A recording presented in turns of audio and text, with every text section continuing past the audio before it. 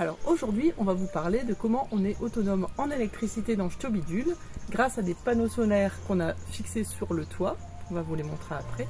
Parce qu'en fait, on est digital nomade quand on est en déplacement. On doit recharger régulièrement nos ordinateurs, forcément pour bosser sur la route.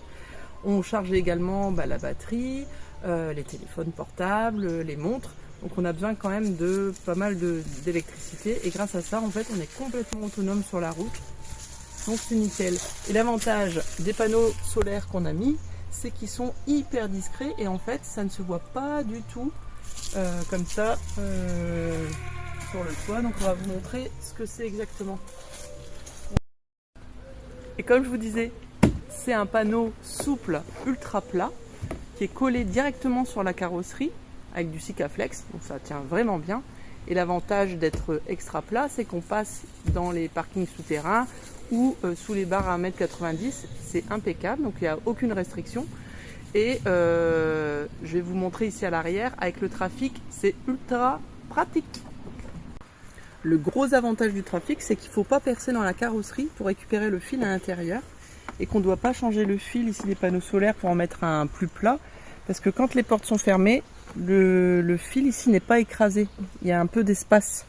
Donc on récupère ici, on a un petit cache qu'on peut ouvrir de façon à faire passer le fil, et on récupère le fil à l'intérieur, ce qui permet après de le faire passer dans la goulotte ici tout le long, voilà, et on récupère l'électricité sur le devant du véhicule. Rejoindre la batterie Delta 3. Donc on a fait le choix de cette batterie parce que par rapport à notre consommation, c'est exactement ce dont on avait besoin. On a les prises qui sont juste à l'avant, donc c'est super pratique. Elle est sur un petit rail coulissant. Voilà, ici on branche la glacière. Et à l'arrière, on a une prise 12 volts qui rejoint ici notre pompe à eau. On vous en parlera plus tard quand on présentera la cuisine. L'avantage de cette batterie, s'il n'y a pas assez de soleil, c'est qu'on peut aussi la recharger en roulant. Et si on ne roule pas, on peut se poser aussi à un endroit où il y a une prise pour la recharger sur une prise électrique. Donc dans un camping, une aire de camping-car, ou des fois on trouve des bornes à droite à gauche. Et elle se recharge de 0 à 80% en 1 heure. Donc c'est quand même assez rapide.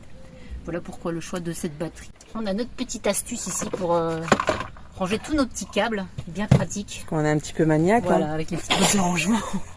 C'est très pratique parce que regarde, tu as trouvé une petite boîte sur mesure qui rentre pile au-dessus de la trappe à chauffage. Et là on a notre fil qui rejoint l'électricité ici et la lumière qui est tout en LED de chaque côté.